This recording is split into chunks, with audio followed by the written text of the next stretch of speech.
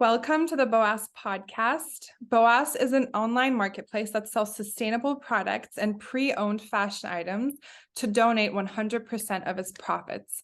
Our mission is to save 1 million children from dying when they don't have to by donating all of our profits to organizations that we believe save lives. Dani here is a master upcycler, sustainable stylist, and content creator. She also offers one-on-one styling and wardrobe audit sessions to help people begin their journey to sustainable fashion. She also hosts a podcast called The Main Squeeze with her friend Acsha, where they talk about a variety of topics. Additionally, Dani is also an avid public speaker and hosts workshops and events. So that's the heavy list. Am I missing anything? No, I was like, God, do I do all of that? It sounds pretty amazing on paper. You do, and we're so happy to have you on the podcast. Thank you so much for joining. Thank you for having me. I really appreciate it. So it's exciting to be here. So we're going to cover a load of subjects. So we'll start with getting to know you a little bit better, your background, influences, and how you ended up where you ended up. We'll also touch on topics such as upcycling, sustainability, fashion, all the fun stuff, the future of sustainable fashion, and more. All right, so we'll get right into it. Dani, can you tell us a bit about your personal background? Okay, so I'm going to start with a weird one. I was born in a toilet. nearly 41 years ago. But so yeah, my mum gave birth to me at home. And yeah, I think it makes a lot of sense sometimes. Like she caught me just before I fell in. So it makes me feel a little bit more special. But yeah, so sewing is always something that's been part of my household. I've grown up watching my mum make our clothes and stuff like that. So that's kind of like my background into how I got there. I mean, I guess a little bit more about me. Grew up with my mum and my sister, always lived in London, West London, and then we moved to Northwest London. As I got older, went to a girls' Catholic school, was taught by nuns. That makes me feel like I must sound so old when I say that as well. But yeah, I studied performing arts when I was about 19, and I think that's when I fell in love with upcycling. Obviously back then it wasn't upcycling. For me, I was just cutting up my clothes because I was obsessed with off the shop. I was obsessed with the film Fame. Do you know the film Fame? Yes. Loved Fame. So as a student studying performing arts, I'm like the kids from Fame. Like I'm just singing, dancing. But obviously Fame is set in the 80s. I'm like, well, I need to have the clothes. So I would cut my jumpers up so they could be off the shoulder tops. And I would make myself leg warmers out of old jumpers. I'd cut the sleeves off the jumpers and put the wrist bit around the top part of my leg. And so they would, be leg warmers over my shoes. I was obsessed. And little did I know that was me starting this whole journey of, well, I want that, so I'm going to make it. Because obviously I went to college in the 90s, like early 2000s. And that wasn't the style that was in fashion. So yeah, I just used to make it. I had my son at 23. Then fell in love with kind of upcycling his clothes. It's different with boys. With my daughter, I would make her clothes. With my son, I would customize his clothes. So be customizing denim jackets with him and put in, he liked superheroes. So I put superhero cartoon fabric on his denim jackets and put his name on everything. And then obviously having a child in school, World Book Days and the holidays where they could do fancy dress. I was obsessed. I was like, yeah, Caden, this is what we're going to do. Like, I just ran everything. He'd be like, but mum, I want to be a ninja. I'd be like, no. Bossy mum, we're going to make this because that's going to look good. That is super interesting. So you mentioned that you used to make your daughter's clothes, but you would customize your son's. Is there a reason for that? Was there just sort of more creativity with, yeah? Well, girls' clothes are so much more fun. So like I was so excited when I found out I was having a girl. There's 7 years in between them. And I just remember when I used to shop for boys' clothes, everything looked exactly the same. It was jeans and t-shirts, jumpers. But girls, like the dresses and the skirts, it's just so much different. And making a skirt is so easy. I didn't learn to make trousers until during lockdown. And so that's a lot of years later. My son's first costume that I made him for school when he was maybe 5, it was a dinosaur costume. And I didn't know how to didn't know the whole concept of making trousers. So I laid him down on the floor on a piece of fabric and drew around his legs. Anyone who's listening to this that knows how to sew probably will gasp right now, like, what? And then I brought it to my nan because I didn't have a sewing machine then. And I showed her my pattern. I was like, Nan, can you help me sew these? And she's like, what is that? And I was like, it's the trousers for Caden. She's like, and at that point she could have said, no, it's all wrong. She said, oh, well, it might work. And she allowed me to sew up these trousers that she knew would just rip from the seams. And the next day he wore them to school. And by the time he got to school, because there was no give on the inseam, they ripped. But he was happy. He's like, it's okay, because now I can run around, Mum. And I was just like, okay. Going to a secondhand store is already just a challenge because there's just so much there. I usually personally end up gravitating towards more simple designs so that I could make a layer, or because once there's just too much pattern or some like custom thing going on, I sort of deteriorate from it. Yeah. For upcycling, do you usually lean towards more simplistic items? Not necessarily. I think for me is I see something and there's something in it that I like. I do have a style, so I love denim. I could pick up anything denim. It could be like just denim jeans, plain denim jeans. And for me, it might be that I'm going to upcycle it into a skirt or into a dress, or just, you know, I just like them as they are. But what I really love 50s style and 70s. I love patterns. I love prints. I love colorful stuff. So it's for me, like people always say, what's your style? I've been through the 80s. I've been through the 50s. Give me a 20s sequin dress anytime. I love unique pieces. So, and I think that's where my love for unique colors come from. So like I'll go into a shop and see a bed sheet, and I'm like, wow, this bed sheet is ugly, but it would make a beautiful outfit, a beautiful dress, which is just unique. And that's what I think I fall in love with, the beauty in something that is actually quite ugly when you first look at it, and that kind of challenge of being able to make it beautiful. And I don't care whether it's for everyone. I don't care if like a bunch of people say that is absolutely disgusting, because there are people that are going to be like, wow, that is awesome.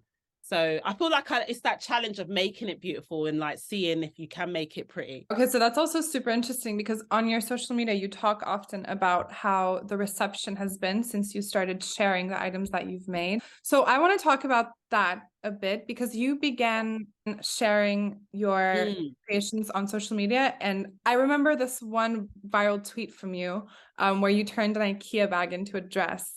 So how was that whole process? How's the reception been? Although I'd been upcycling and sewing years before, it was just like, I'm at home, I have this massive pile of clothes in the corner that I need to either return to the charity shop and bring back, or sell, or do something with, or really just start going through it and making it into something. So I was like, I'm going to make it into something and start doing videos around it. And that was, it was really fun. And it's great how it's been able to let people see that process of taking something and making it into something new, and looking at their own stuff. The amount of people that have said like they actually look at their own stuff now, like, wow, this could be something else.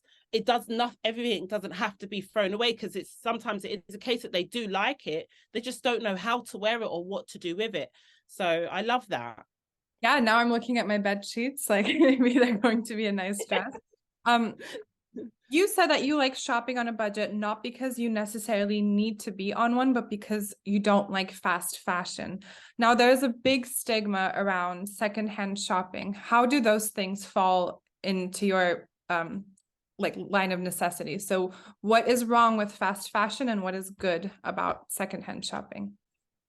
So the issue with fast fashion is obviously, the issues of it being made the way it's made, it's cheaply made. That was my biggest thing before I kind of really dug deep into like more of the core problems with it. It was that it was cheaply made. Like I remember when ASOS came about, and I would be like, wow, this stuff isn't too expensive, this is great. And I would order something, it looked amazing on a model, and I'd get it and it was see-through. And I never understood this whole thing of it being the workers not being paid and the slave labor that goes behind it, the workers in the factories having to make 500 pieces in a week. Like, I could just about get through 3 pieces in a week sometimes. So I'm like, wow, but they're not getting paid for the work that they're doing. So the problems with landfill, like just knowing that because everything is cheaply made, and it's sold for so cheap as well, people are buying like 3 sizes because the sizes just all over the place. Like, I might be a size 10 usually, and then I'll order something and it comes up way too big or way too small, and because you never know, you're like, right, I'll get my size, the size before and the size after. Then once it's returned, it's not even going back to, most of the time they can't resell it for whatever reason, it ends up in landfill. It's amazing how many fast fashion pieces with tags on are in charity shops. Like, there are some charity shops where I go to now, and I probably don't go to them as much because it's full of fast fashion.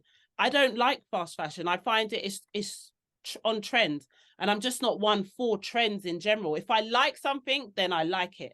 But most of the time, the stuff I like is your nan's dress from the 50s. So I'm not interested. I'm like, yeah, I'm gonna go because there's just nothing in here for me.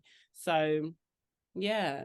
And what I love about slow fashion and secondhand shopping is just being able to find unique pieces. Like, one, you're giving back to, you're helping a charity. I know there can be like things about how much money actually goes to the charity, but you are helping charities. You're bringing awareness to charities. You're finding unique pieces. You're really tapping into your own unique style as well, because I find that with fast fashion, it's easy just to buy what's current right now. Like, you see it on the model, you're like, right, I'll get the top, the skirt, the shoes, even the hair accessories. Whereas when you go to a secondhand shop, everything's just all separate. So like, 1 minute you're at the skirts, and then you're like, oh, let me go and have a look at a top. And then you're piecing things together, or you're piecing something with stuff that you already own. So you have to really think and be more creative of how you put your outfits together when you're shopping secondhand. Right. There's a lot of interesting things you said over there. Also, I'm tempted to think that if you can order just a bunch of different sizes, maybe, or a bunch of different colors of the same item, maybe it doesn't have the same value on your end. So you can just wear something once and sort of get sick of it faster, as opposed to, Yes. right. Yeah. So yeah, that makes a lot of intuitive sense. For secondhand shopping, now a lot of people are intimidated. We sell our products both online and sometimes in markets in person. Those are 2 very different experiences, I think, of both shopping and selling. Do you have a preference for one or the other? Do you know what? It really is fun. So I don't necessarily do many markets. But I used to do them before, and I actually really enjoyed them because I'm a people person. I used to work in retail. I worked in Gap. I worked in Nighttown as like actual retail clothing stores. And I enjoy being around people and communicating with people. So whereas I'm just in my little studio most of the time, I don't have that interaction with people on the outside and just being like, whether they're interested in my stuff or not, just having conversations. Because for me, even the last pop-up shop that I done, it was last year, like maybe around summertime, and it was having the conversation, the pieces. So like, some people like weren't interested. I had a lot of the shirts that I'd made into crop tops and skirts, and so some of the people were like, oh, it's not really my style, but I love the concept that you're taking stuff and reusing it, and it's a men's shirt and now it's a woman's 2-piece outfit. And then I'd have probably more younger people. So it shows where my style's out, who are like, they were coming in and they were really probably more appreciating it. And yeah, it was, for me, it was being able to have the conversations of recycling and upcycling that were more important to me than actually selling the product. It was about bringing awareness to what I was doing. And I find that a lot of more of my business comes from one-on-one clients. So like, someone coming in and actually asking me to tailor make an outfit for them, whether it's from something old or fabric that they've bought me, because I don't go out and buy a fabric for them. I try not to most of the time. And yeah, and alterations and mending and stuff as well. That's what most of my business is. But this year I actually do want to do a lot more work, pop-up shops, because I do enjoy them. And as a shopper, when you go into a secondhand store, Because you mentioned earlier that you avoid certain charity shops if they have a bunch of fast fashion items. We're very tempted about denim just because how durable it is and how long term it is, and how even when they're used, they have something about them that's interesting. Is there something that makes your experience like shopping in person and online easier that a charity shop does? When I go charity shop shopping, I'm in a good mood. That's the main thing. And even I don't know, like I say, I was gonna say even if I'm not, but I'm like, when am I not? But it does bring me joy. Like it's that whole, you just make it fun. It's that treasure hunt. So sometimes it might be like, oh, when I go out today, I'm looking for. So then you're kind of like, it's like that excitement of I'm gonna find this today, or am I gonna find this? And you know, when you find that piece that is just like unique, it gets exciting. I can't say that shopping online I actually get excited, because I'm very much a reviews type person. I love being out anyways, and if I'm buying, I don't tend to buy clothes online just because of fit and stuff. Like I've got a very small waist, and I want to say a big booty, but some people would disagree. But jeans and stuff, I love denim, but it has to fit right. And mum jeans just don't fit me. They don't look good on me for some reason. I'm trying every time I'm trying to get a good pair of mum jeans, but it doesn't work. So I love being out there and being able to feel the fabrics and look at them and really how lightweight is it? How heavyweight is it? How heavyweight are the jeans? I love a nice thick denim. So I do definitely prefer going out and to the charity shops, and as opposed to doing them online, because I know some you can shop, even when you can shop secondhand online, whether it's Vinted or eBay, it's still a bit more like that whole thing, when it comes, what is it going to be like, and that kind of. I live 2 hours outside of a city, so sometimes it's hard. It's very efficient when I can order online. If I have to, let's say, buy a pair of jeans today, do you recommend I size up or size down? I reckon so. It does depend on the jeans. I feel like if they're a thicker denim, and you know they're a thicker denim, like there's no stretch in it, definitely size up, because things will look, at least you can get in them, and you can use accessories to strap the waist in at the back, or belts where if they're big enough, wear them a little bit high waisted so the belt crunches in like that. I would always size up if I'm not sure. But if it was a stretch denim, the worst is baggy stretch denim. So I think you can then get away with buying your size at least, instead of having to size up if it's a stretch denim. And if it's new, then you're fine. If it has been worn with a stretch denim, I would usually stay away from stretch denim that's been worn, because it and you can see in pictures. Really pay attention to the pictures. That's the good thing with buying online, is that buying secondhand online, they have to put any faults in the picture, and if they don't, then you can return it, which is great. But there are sometimes, especially buying denim, you will see that it's worn slightly around the front part, and if you see that it looks like it's got the pulls, then I would avoid it, because it's been worn too many times and it's going to be baggy. And also about buying used jeans, there's a bit of a stigma around it. So if I am looking online at pictures and I see a stain or a tear, I would personally shy away from buying it, just because in my head that would be sort of unwearable. But actually, you don't see it that way, I'm assuming. And I don't think a lot of people should. Maybe if they didn't see it that way, those jeans would get a lot of love. But what would be something that you would do to a pair of jeans that are just worn out, they have some holes? Like so for me, because I do use a lot, as I look around, there's denim in every corner of this room. But I would buy, if it was really stained, I love patches. I think patches are so cool, whether it's something, if they fit well and you're like, they look like they fit well, but they got a couple of stains on it, you could paint them, like do really cool art on them, or put studs on them. You could bleach them, fray them.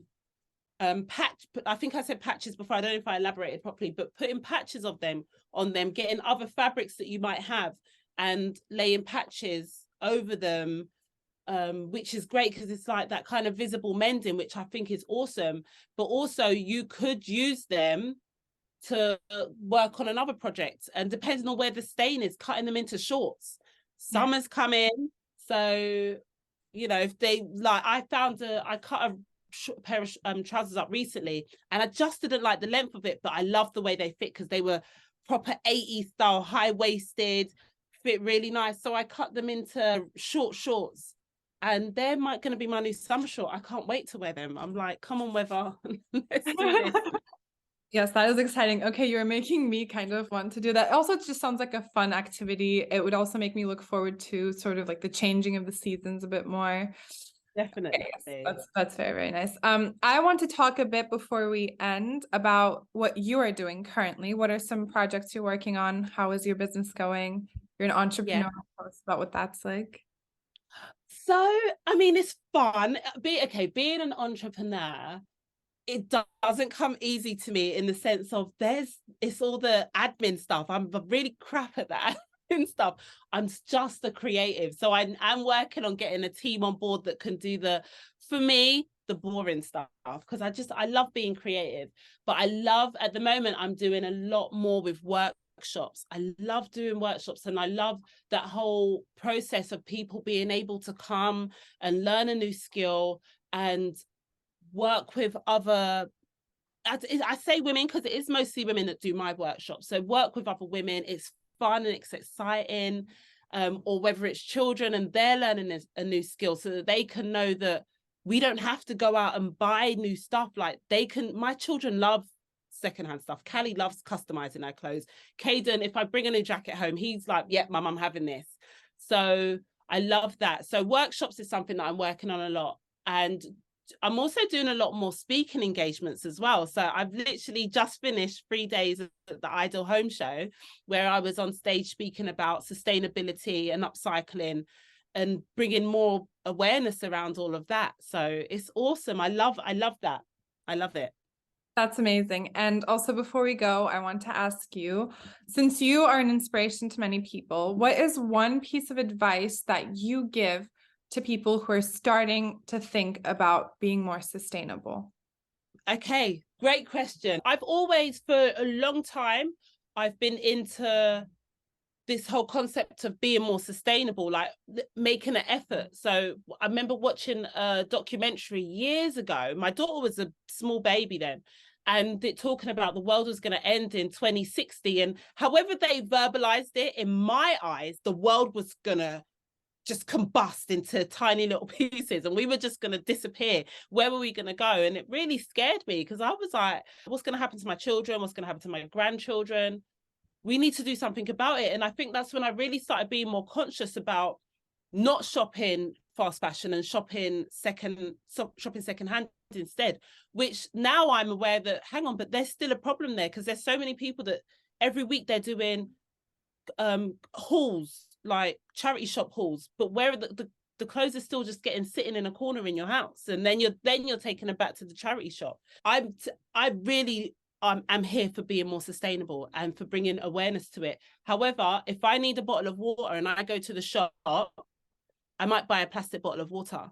And I don't want people to see me out on the street and be like, I thought she was sustainable. And I don't want people to have that pressure of, I can't buy this and I have to buy this because I'm now sustainable. It's about being conscious, making an effort to make a change. Maybe speaking to your friends and family about what we can all do together, because there's no point in saying, well, I can't be fully sustainable, so I'm not going to do it. But I can try and be sustainable, and I can be more sustainable here, and I can do more of this but less of this. I don't necessarily like the washing up bars. I like Fairy Liquid, but I'm trying and I'm going to keep going until I find the one I like. And I bought a bar recently, and my son washes up as well, and he's like, Mom, it's just not working for me. And I'm like, yeah, I know, right? So I bought a bottle of Fairy Liquid. But does that mean I'm going to give up? No, I've got some new some new tabs now that dissolve in the water and they sud up. We're going to try those ones again. So it's about trying, but it's also about making it work for you and your family. And no pressure, but let's try. That's it. Let's just try and do the best we can be. That is wonderful advice. I also completely agree with you. I think a lot of people in the sustainability space tend to be very hard on themselves, but it shouldn't deter people from trying. I agree. Dani, thank you so much. I think we are suggesting your main platform to be Instagram. Is there something else you'd like to shout out? Instagram is my main platform. That is where I'm hanging out, legs up, arms behind my back, doing the most. I do give TikTok a good try.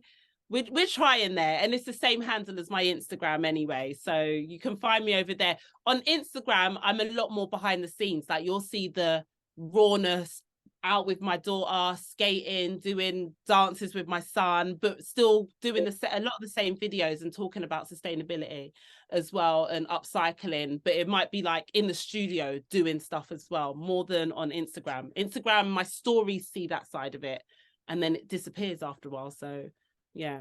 We did send Dani, for our listeners, we did send Dani a pair of jeans from Boas, and she's going to upcycle them and do something magical with them, and that will be on your Instagram. So do look out for them. There's the package. There's the package. And I love that it's very air packed. When I got it, I was like, what? I need this for when I'm sending off stuff. But yeah, I'm literally about to open this as soon as I jump offline. So yeah. All right, thank you so much, Dani. Thank you so much for joining us and for all of your answers. They were wonderful. Thank you for having me. We'll be seeing you on your Instagram then. Goodbye. Thank you very much. Bye-bye.